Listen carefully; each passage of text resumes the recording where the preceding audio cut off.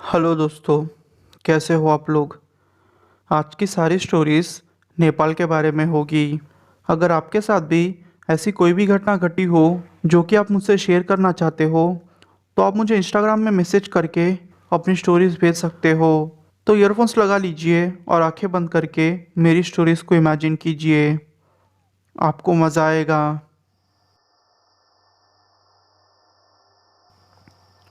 मेरा नाम संदीप है और मैं नेपाल के काठमांडू के बानेश्वर का रहने वाला हूँ। ये घटना मेरे साथ 2008 में घटी थी।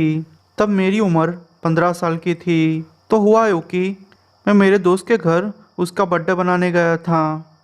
बर्थडे पार्टी ख़त्म होते ही मैं और मेरा दूसरा दोस्त चलते हुए घर की तरफ जा रहे थे। उसका घर नज़दीक ही था, इसलिए वो बीच में ही चले गया। उसने कहा कि भाई देख, तेरा घर दूर है, इससे अच्छा है तू मेरे घर ही रुक जा।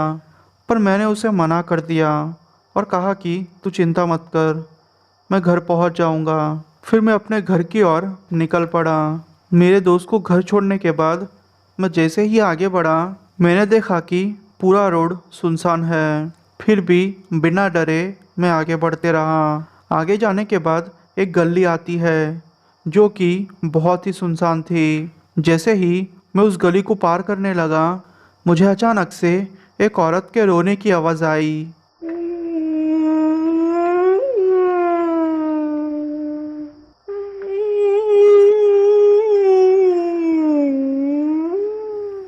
वो आवाज़ इतनी भयानक थी कि वो आवाज़ को मैं आज तक भूल नहीं सका। वो आवाज़ सुन के मैं इतना डर चुका था कि मैं अब भागने लगा। मैं चिल्लाते चिल्लाते, भागते भागते, जैसे तैसे करके अपने घर आ गया। जोर से दरवाज़ा खटखटाने लगा। मेरे भाई ने दरवाज़ा खोला और कहा कि पागल है क्या तू, आधी रात में ये सब क्या कर रहा है। मैंने फिर उनसे कुछ भी नहीं बोला, सोचा कि वो मेरा मजाक उड़ाएंगे। और हाँ दोस्तों, उस टाइम पे तकरीबन 11:30 बज रहे थे। मैं फ़्रेश हो गया और अपनी रूम में जाके सोने लगा। मेरा अलग रूम था।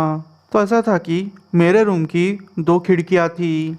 एक खिड़की मेरे बेड के पास ही थी, जिससे कि मैं बाहर की चीज़ें देख पा रहा था। और दूसरी खिड़की कोने में रहती है, जो कि वॉशरूम से अटैच्ड है। मैं सोने की कोशिश कर रहा था, पर पता नहीं क्यों मुझे नींद नहीं आ रही थी। तकरीबन आधा घंटा यहाँ से वहाँ टाइम पास करने के बाद मुझे नींद आने लगी। जैसे ही मैंने मेरी आंख बंद की, मुझे ऐसा महसूस हुआ कि कोई खिड़की से मुझे देख रहा है। जब मैंने अपनी आंखें खोल के खिड़की के बाहर देखा तो मेरे तो होश ही उड़ गए। मैंने देखा कि एक आदमी जिसका मुंह लाल है वो मुझे ही देख रहा है। वो देख के मैं बहुत डर चुका था। वो पल मेरी ज़िंदगी के सबसे डरावने पल थे। वो मेरी ही तरफ घूरे जा रहा था। फिर मैंने अपनी आंखें बंद कर ली। जब मैंने मेरी आंखें खोली तो वो मेरे आंखों के सामने ही था। मैं ज़ोर से चिल्लाया। मेरे घर वाले आए और उन्होंने मुझे संभाला। मुझे बहुत बुखार चढ़ चुका था। तकरीबन 15-20 दिन रेस्ट करने के बाद मेरी तबीयत में सुधार आया।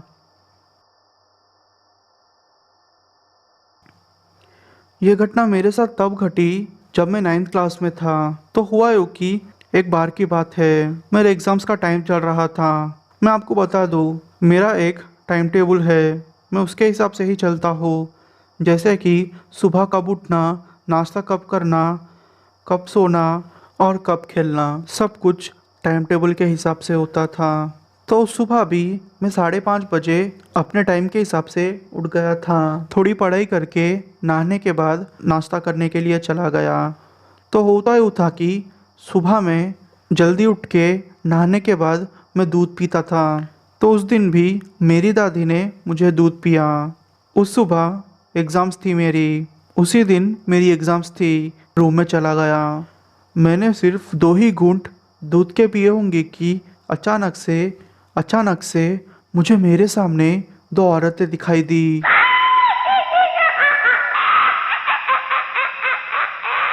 वो औरतें दिखने में इतनी डरावनी थी कि मैं आपको कह भी नहीं सकता। स्टोरी लिखने के टाइम भी मेरे तो रोंगटे खड़े हो रहे हैं।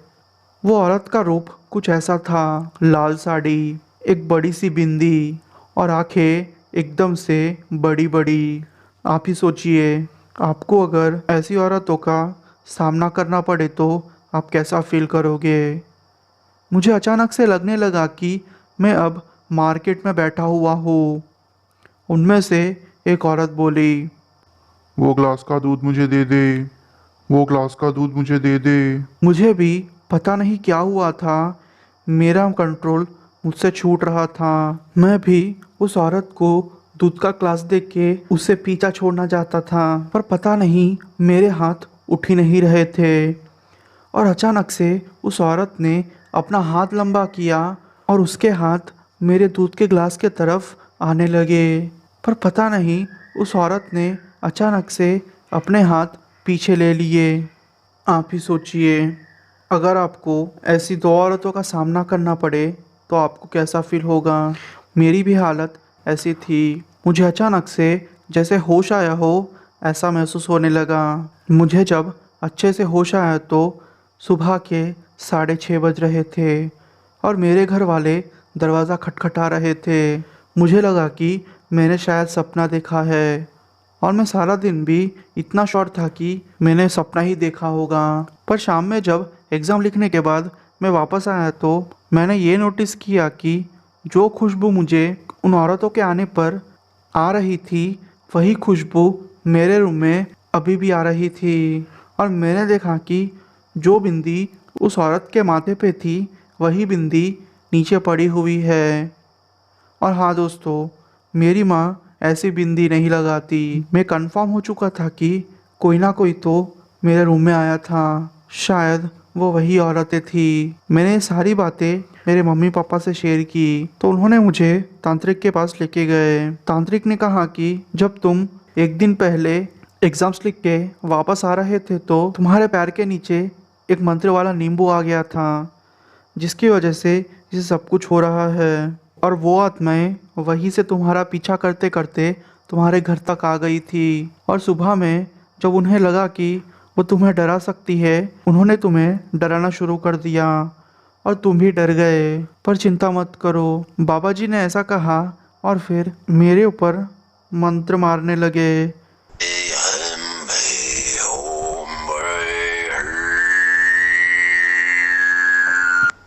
2-3 घंटे झाड़ फूक करने के बाद सब कुछ ठीक हो गया था।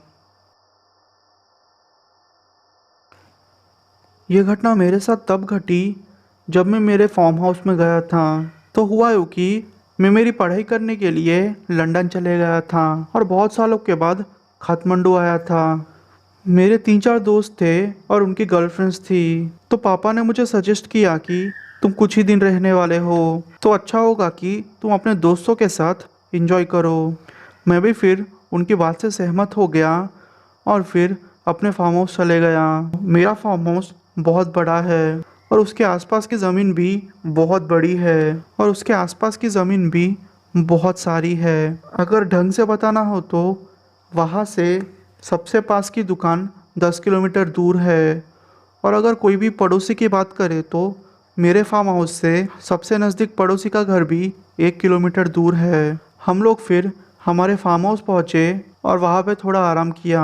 लड़कियों को अलग कमरा दिया गया था। हम 4 लड़के में से 3 लड़के 2 लड़कों के लिए अलग सी रूम थी और मेरे एक दोस्त के लिए अलग सी रूम। जब हम वहाँ गए तो उस घर का जो भी ख्याल रखता हो, उन्होंने हमारा सामान लिया और फिर उसे ऊपर तक पहुँचाया और हमारे लिए खाना बनाया। शाम का वक्त था। मेरे वो 2 दोस्त और उनकी गर्लफ्रेंड्स बाहर वॉक के लिए गए थे और मेरा एक दोस्त जो कि सिंगल था, अब उसके कमरे में जाके आराम कर रहा था। मुझे तो वैसे नींद नहीं आ रही थी, इसलिए मैंने तय किया कि मैं अपना आईपॉड लेता हूँ और फिर गाने सुनते बैठता हूँ। मैंने फिर ईयरफोन्स लगा लिए और गाने सुनने स्टार्ट कर दिए।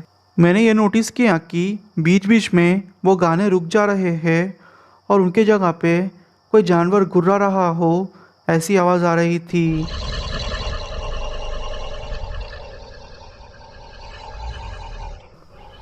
मैंने सोचा कि ये मेरा भ्रम होगा, पर यह तकरीबन 5 मिनट तक ऐसे ही चलता रहा। मैं तंग आके उठ गया और फिर जब खिड़की से बाहर देखा तो एक लड़का जिसने कोई भी कपड़े नहीं पहन के रखे थे, शायद 10 या 12 साल का होगा, वो मुझे ही घूर रहा था और अचानक से वो गायब हो गया। वो सीन देख के मैं बहुत डर चुका था।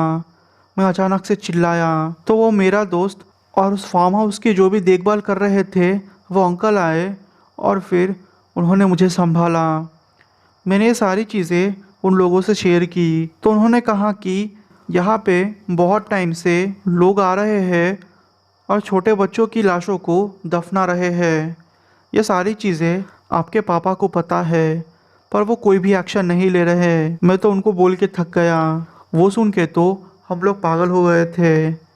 जैसे ही वो मेरे दोस्त आए, उन लोगों को मैंने ये सारी चीज़ें बताई तो उन लोगों ने कहा कि हम लोग दूसरे दिन ही यहाँ से चले जाएंगे। फिर उन अंकल ने कहा कि मैं तो यहाँ सोता भी नहीं, ये तो कोई भी बाहर से आता हो या तो फिर आपके पापा के रिलेटिव्स आते हो तो मैं यहाँ पे रहता हूँ, वरना दिन के टाइम पे अपना काम ख़त्म करके शाम में घर को निकल जाता हूँ। गनीमत ये थी कि हम में से किसी को कुछ भी नहीं हुआ था।